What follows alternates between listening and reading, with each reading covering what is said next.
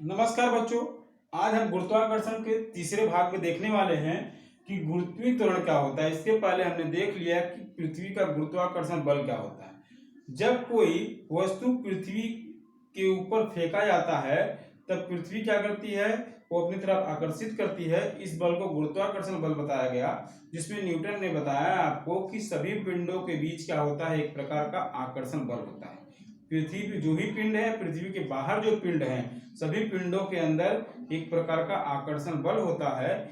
ये आकर्षण बल जो है उस पिंड के केंद्र पर निर्भर होता है। उन पिंडों के केंद्रों द्वारा क्या होता है, वो आकर्षण का काम होता है। ऐसा न्यूटन ने बताया था। जैसे दो पिंड है, कोई दो गोले हैं, उन दोनों केंद्रों के बीच क्या होगा, आकर्षण का बल होगा, आकर्षण बल होगा। ठीक है। अब यहाँ पे पृथ्वी के गुरुत्वीय त्वरण पे आते हैं। पृथ्वी के गुरुत्वीय त्वरण में न्यूटन के दूसरे नियम का उपयोग किया गया, जिसमें बताया गया यदि किसी बल के कारण पिंड में गति उत्पन्न, त्वरण उत्पन्न हो जाए, तब क्या होगा आपके पास, इसको हम क्या बोलेंगे, गुरुत्वीय त्वरण बोलेंगे। ठीक है। दूसरे नियम का प्रयोग किया गया न्यूटन के। जब किसी पिंड में अगर मैंने बल लगाया, बल लगाने के बाद उसमें त्वरण उत्पन्न हो गई, तब क्या कहलाएगा, ये गुरुत्वीय त्वरण कहलाएगा। और इसका मान क्या होता है, जी होता है। ठीक है। और ये सदिश राशि होती है। ठीक है। सदिश राशि इसके लिए होती है कि वो केंद्र की तरफ होता है। जैसे अगर ये बॉल है हमारे पास, ठीक है, तो इस बॉल का जो केंद्र भाग होगा, ठीक है, वो केंद्र, मान लो ये पृथ्वी है तो केंद्र है आपका, उस केंद्र की तरफ क्या होगा, आकर्षण बल होगा। जब कोई वस्तु यहाँ पृथ्वी कितने ऊपर से अगर गिरता है ऐसे, ठीक है, जब इसके ऊपर गिरता है तो केंद्र की तरफ जाएगा, मतलब आकर्षण बल हो रहा है, और उसमें क्या हो रही है, त्वरण उत्पन्न हो रहा है। जब त्वरण उत्पन्न हो रहा है तो क्या कहलाएगा, ये गुरुत्वीय त्वरण कहलाएगा। ये सदिश राशि इसके लिए है क्योंकि पृथ्वी के केंद्र की तरफ ही आकर्षण होगा, इसके लिए सदिश राशि है। और इसको हम स्मॉल जी में दिखाते हैं।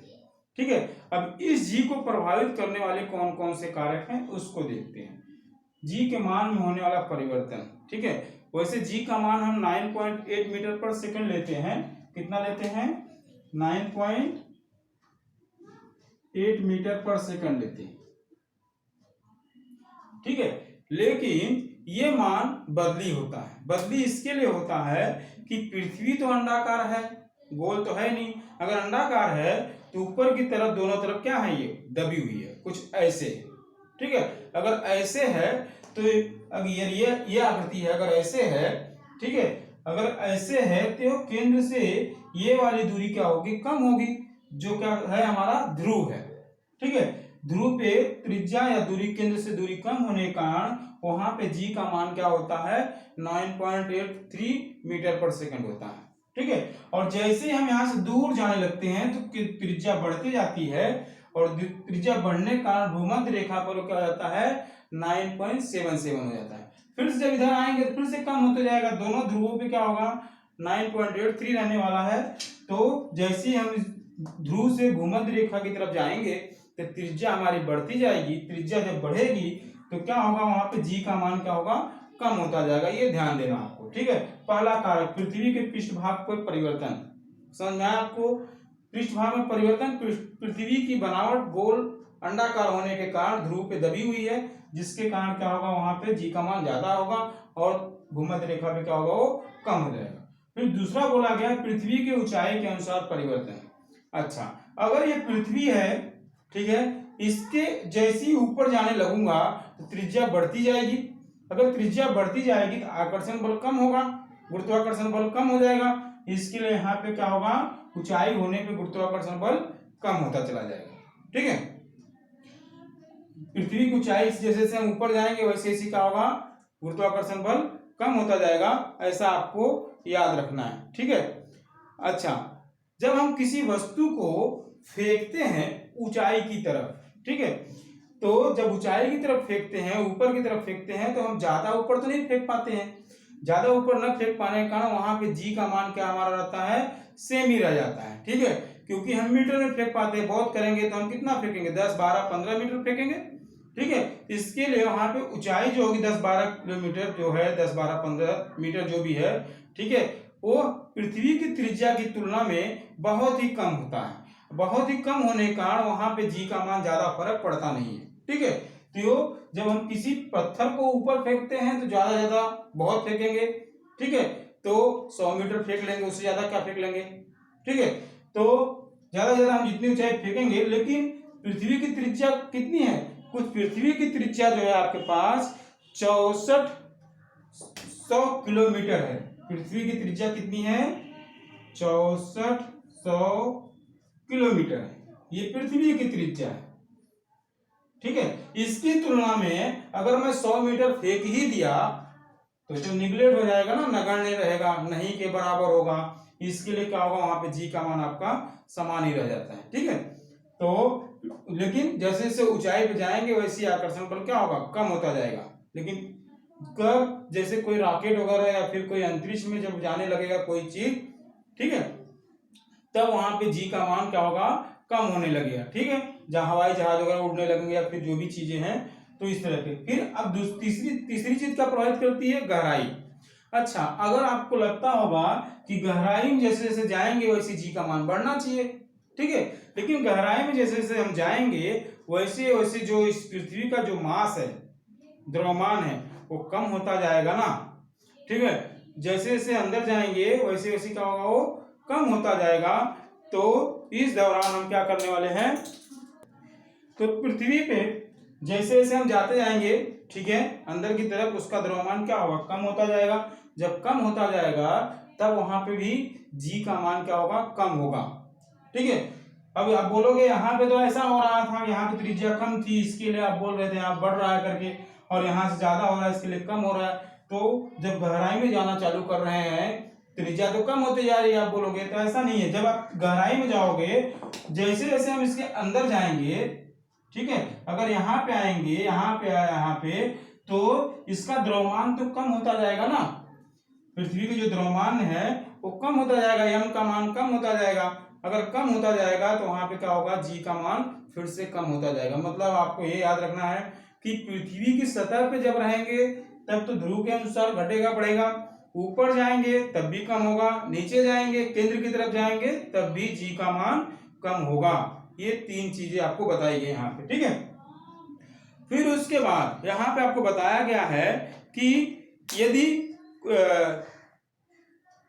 पृथ्वी और चंद्रमा के बारे में अगर हम देखें तो पृथ्वी की अपेक्षा हम चंद्रमा पर ज्यादा हल्के हो जाते हैं। मतलब जितना जंप हम यहाँ पे करते हैं उसका 6 गुना ज्यादा हम क्या कर सकते हैं, चंद्रमा पे करते हैं। क्यों, क्योंकि चंद्रमा का जो द्रव्यमान है पृथ्वी के द्रव्यमान से 6 गुना कम होगा, ठीक है। द्रव्यमान कम होने के कारण वहां पे क्या होने वाला है, जंपिंग जो होगी या फिर जो भी चीजें होंगी वहां पे 6 गुना क्या रहेंगी, हल्की होंगी, ठीक है। यहाँ पे जो वस्तु है वो चंद्रमा पे जाने के बाद 6 गुना क्या हो जाएगी, कम हो जाएगी, क्योंकि यहाँ पृथ्वी का जो द्रव्यमान है और चंद्रमा के जो द्रव्यमान है इसके कारण ऐसा अंतर आने वाला है आपके पास, ठीक है। तो आते हैं द्रव्यमान और भार। क्या होता है द्रव्यमान और भार, उसको समझते हैं। द्रव्यमान वो होता है कि किसी पदार्थ में स्थित द्रव की मात्रा को द्रव्यमान कहते हैं, ठीक है। किसी पदार्थ में स्थित द्रव की मात्रा, किसी पिंड में समाविष्ट द्रव की मात्रा को द्रव्यमान कहेंगे, ठीक है। जैसे अगर कोई मान लो ये कोई ठोस बॉल है हमारे पास, तो इसमें जो भी मान लो लोहे का है, तो जो भी इसका द्रव्यमान होगा, आयरन की जो भी मात्रा होगी इसमें, तो उसका द्रव्यमान, आयरन के मतलब लोहे के जितने भी कण होंगे उन कणों को हम द्रव्यमान निकालेंगे तो हमारा द्रव्यमान निकलेगा, ठीक है। अगर मैं इसको यहाँ पर लेकर रखूं या फिर मैं इसको दूसरी ग्रह पे लेके चले जाऊं तो ये तो उतना ही रहने वाला है, ठीक है। तो ये हो गया द्रव्यमान जो कभी बदली नहीं होता है, ठीक है। द्रव्यमान बदली नहीं होगा, एक ग्रह से दूसरे ग्रह पे जाए या एक स्थान से दूसरे स्थान पे जाएगा तब भी द्रव्यमान बदली नहीं होगा, ये ध्यान देना, ठीक है। द्रव्यमान वो है कि उस पदार्थ या उस पिंड में स्थित द्रव की मात्रा को द्रव्यमान ही बताया गया, द्रव की जो ही मात्रा है, ठीक है, उसको द्रव्यमान बताया गया है। और इसकी इकाई क्या है, किलोग्राम है। SI में क्या है, इसकी इकाई किलोग्राम है। लेकिन अब आते हैं भार पे। भार जो होता है वो पृथ्वी की गुरुत्वाकर्षण बल के कारण क्या होता है, वो बढ़ते जाता है। ठीक है, क्या बोला गया, किसी पिंड की पृथ्वी जिस गुरुत्वीय बल से आकर्षित करती है उसको भार बोला गया। कोई भी पिंड है उसको पृथ्वी जो है किस बल से आकर्षित कर रही है, कौन से गुरुत्वाकर्षण बल के कारण आकर्षित कर रही है, कितना, वो क्या कहलाएगा आपके पास, भार कहलाएगा। भार बराबर आपको बताया गया कि W होता है जो फोर्स बल होता है, ठीक है, और वो किसके ऊपर निर्भर होता है, mg। m मतलब द्रव्यमान, g मतलब गुरुत्वाकर्षण बल। m और g गुरुत्वाकर्षण जो बल है, जैसे एक इसका द्रव्यमान ने, जो भी द्रव्यमान की इकाई आपको किलोग्राम में बताया गया, मान लो 2 kg है, 2 kg और प्लस g का मान लो 9.8 ले लेता हूं, तो 2 किलो 9.8 से जब गुणा करूंगा तब मुझे मिलेगा भार। ठीक है, समझ में आया आपको। मान लो इस बॉल का वजन 2 किलो है, ठीक है, जो क्या है, ये द्रव्यमान है इसका, ठीक है, और g का मान 9.8 अगर लेता हूं, उसको गुणा कर देता हूं, गुणा करने के बाद क्या मिलेगा, मुझे भार मिलेगा। ठीक है, तो भार या क्या है, बल है, बल की तरफ है ना, भार या बल होने के कारण SI क्या क्या है, इसकी न्यूटन है, भार की SI इकाई न्यूटन होती है। कहने का मतलब ये है, जब हम दुकानदार के पास जाते हैं, जब कोई तेल या नून या फिर जो भी नमक और जो भी चीजें हम लेते हैं मार्केट से, तब हम वहां पे जाकर के क्या बोलते हैं, 2 किलो चावल दे दो, 2 किलो शक्कर दे दो। तो 2 किलो जो शक्कर और चावल जो ले रहे हैं, एक्चुअली में क्या ले रहे हैं, वो द्रव्यमान ले रहे हैं। ठीक है, हम जो बोल रहे हैं, क्या बोल रहे हैं, वो द्रव्यमान ही बोल रहे हैं। 2 किलो अगर भार वजन अगर देगा, वेट देगा, अगर वो वेट करने जाएगा, अगर मैंने उसको 2 किलो मांगा है तो 2 गुणे 9.8 करना होगा, जितना आएगा उतना उसका भार होना चाहिए। आ रहा समझ में। तो हमने अभी तक द्रव्यमान और भार दोनों को एक ही समझा था, लेकिन अब आपको ये समझ में आ गया होगा कि द्रव्यमान और भार है क्या, आशा करता हूं। ठीक है, द्रव्यमान और भार, द्रव्यमान अलग होता है, भार अलग होता है। भार को हम मास बोलते हैं, ठीक है, द्रव्यमान को हम मास बोलते हैं और भार को हम वेट बोलते हैं। ठीक है, भार को हम वेट बोलते हैं। इस तरह की चीजें हैं आपके पास। द्रव्यमान को क्या बोलेंगे, मास, भार को वेट। हम दुकानदार के पास जाकर के वेट लेके आते हैं, ठीक है, वजन बोलते हैं उसको, 2 किलो दे दो, तो क्या करता है हमको 2 किलो क्या देता है, वो भार न देके क्या देता है, वो द्रव्यमान देता है, ऐसा हम समझ सकते हैं। ठीक है, तो इस तरह से आपको यहाँ पे बताया गया है कि यदि कोई एक व्यक्ति है जिसका वजन 75 किलो है, तो जो 75 किलो है क्या उसका द्रव्यमान है, तो उसका भार क्या है, फिर भार उसका वो हो जाएगा, जब हम 75 में 9.8 से जब गुणा कर देंगे तब क्या हो जाएगा, उसका भार हो जाएगा। ठीक है, अच्छा, तो ये भार और द्रव्यमान को लेकर के हम आगे बढ़ते हैं, तो आते हैं मुक्त पतन पे। मुक्त पतन क्या होता है, मुक्त पतन को इंग्लिश में बोला गया आपके पास फ्री फॉल। ठीक है, मुक्त पतन को क्या बोला गया आपके पास, फ्री फॉल।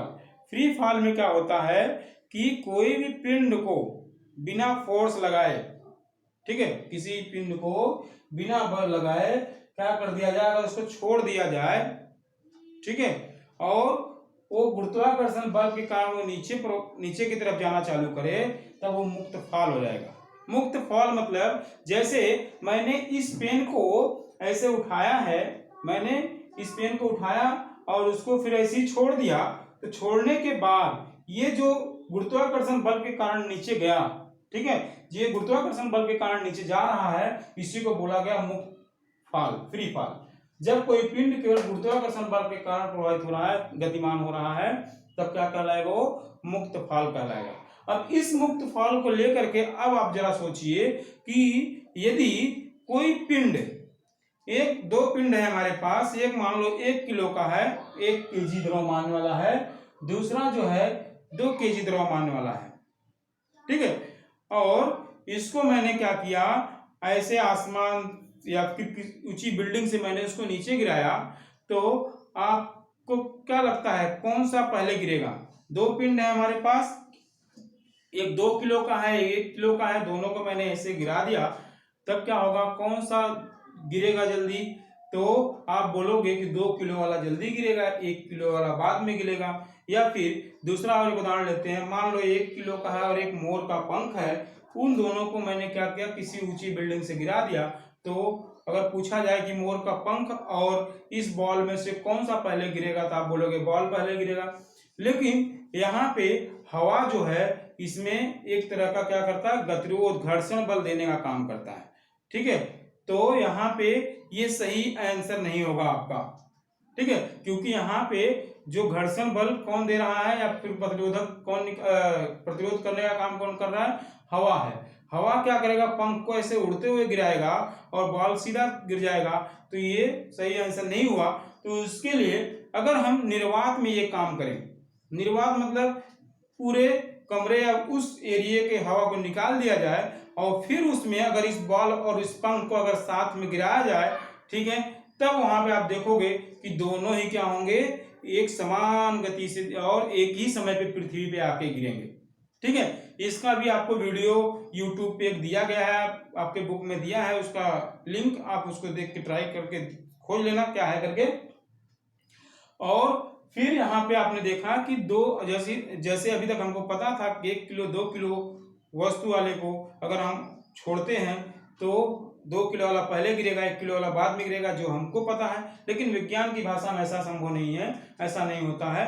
यहाँ पर दोनों ही चीजें समान पृथ्वी पर गिरती हैं एक ही समय पे। ठीक है, क्योंकि सभी पिंडों पे गुरुत्वाकर्षण बल क्या होता है, समान काम करता है। इसका मेन कारण ये है कि सभी पिंड पे गुरुत्वाकर्षण बल समान काम करता है। इसके लिए दोनों पिंड क्या होंगे, वो द्रव्यमान या उसके भार के ऊपर, द्रव्यमान के ऊपर निर्भर नहीं होगा, वो दोनों साथ में गिरने वाले हैं। ये आपके पास मुक्त पतन। ठीक है, समझ में आया आपको? अब आते हैं गुरुत्वीय स्थितिकरण, स्थित ऊर्जा।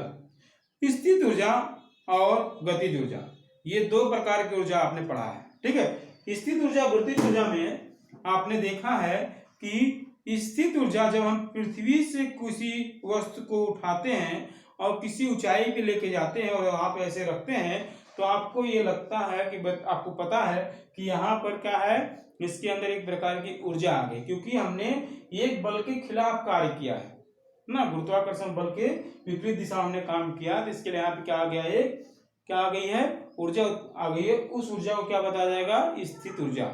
जब उसको छोड़ दिया जाएगा तब क्या हो जाएगा, वो गतिज ऊर्जा हो जाएगा। स्थित ऊर्जा में mgh होता है ना, इसका सूत्र। ठीक है, mgh होने के कारण स्थित ऊर्जा में आपको ये देखने को मिलता है कि आपके पास m उस मास, g गुरुत्वाकर्षण बल और ऊंचाई, जब वो पृथ्वी पे ही रहेगा तब ऊंचाई क्या होगी, 0 होगी। ठीक है, तो यहाँ पे सभी चीजें क्या हो जाएंगी, 0 हो जाएंगी। जैसे ही ऊपर जाएगा मतलब ऊर्जा 0 रहेगी, जैसे ही वहां से ऊपर जाएगा उसके अंदर ऊंचाई बढ़ती जाएगी, 1 2 3। जब ये ऊंचाई बढ़ती जाएगी तो जाहिर सी बात है उसमें ऊर्जा क्या होगा, वो स्थिर हो जाएगी। इसी को बोला गया आपके पास स्थितिज ऊर्जा। स्थिर ऊर्जा समझ में आया आप लोगों को? स्थिर ऊर्जा में क्या बताया मैंने, पृथ्वी के ऊपर अगर कोई वस्तु रहेगा, ठीक है, अगर इसके ऊपर यहीं पर है तो यस तो आपका 0 होगा, तो ये पूरा क्या हो जाएगा आपके पास, 0 हो जाएगा।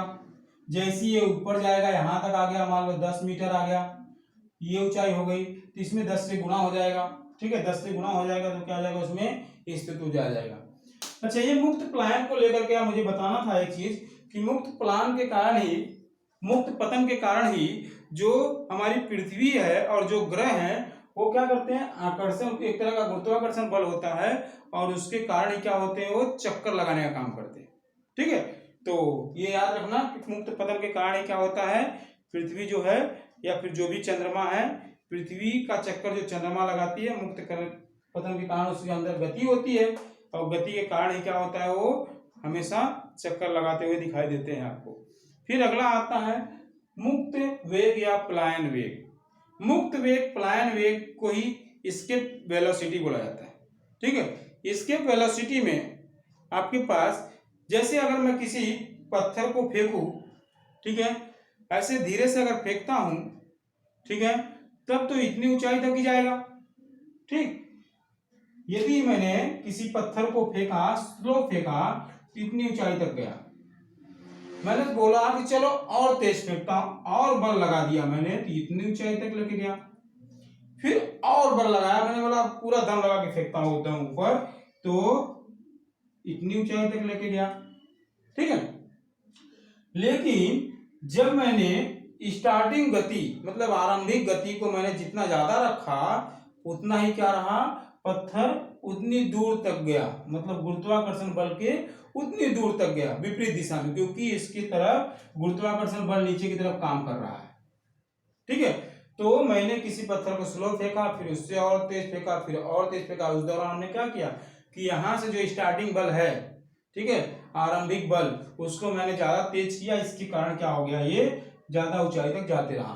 ठीक है, यदि इस आरंभिक बल को मैं और तेज कर दूं, ठीक है, मैंने किसी मशीन के द्वारा कर दिया, फिर उसमें मैंने इंजन वगैरह लगा दिया, ठीक है, और इतना तेज कर दिया कि ये जो है जैसे जैसे ऊपर जाएगा, इसकी तो कुछ सीमा होगी ना, ठीक है, इसके आकर्षण बल की कुछ सीमा होगी जी के, जैसे ही उसके बाहर चला जाएगा, यहां पे आ जाएगा, तब क्या कहलाएगा वो, इसको वेलोसिटी या फिर मुक्त वेग, पलायन वेग। ये आरंभिक वेग आपको ज्यादा रखना होगा, आरंभिक वेग इतना ज्यादा हो ताकि जब किसी रॉकेट या किसी चीज को लेके जाना हो अंतरिक्ष यान में, या फिर जो भी होते हैं, उन अंतरिक्ष यान के आरंभिक वेग को इतना ज्यादा रखा जाता है कि ये पृथ्वी के जी के मान को क्या करे, जी के या फिर उसकी आकर्षण कक्षा से बाहर चले जाए। ठीक है, ये मान जो है जैसे जैसे ऊपर जाएंगे वैसे वैसे कम होता जाएगा, आपको पता है।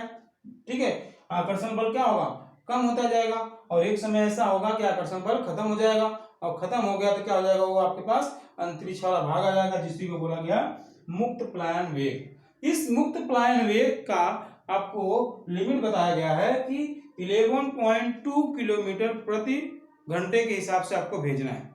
ठीक है, अगर किसी को अंतरिक्ष में भेजना है किसी पदार्थ वस्तु को, तब उसका वेग क्या होना चाहिए, 11.2 किलोमीटर प्रति सेकंड के हिसाब से उसका वेग होना चाहिए, तो ही वो क्या करेगा, वो पृथ्वी की कक्षा से क्या होगा, वो बाहर जा पाएगा, नहीं तो पृथ्वी की कक्षा से बाहर नहीं जा पाएगा।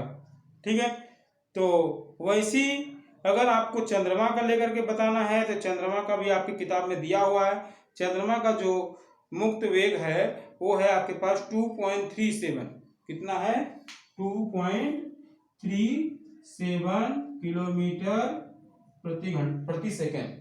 ठीक है, तो ये चंद्रमा का है, ये पृथ्वी का मुक्त वेलोसिटी, मुक्त वेलोसिटी पृथ्वी की कक्षा से बाहर जाना। इसको लेकर के आपको समीकरण 1-2 दिए गए हैं, तब अपने किताब में देख लीजिएगा।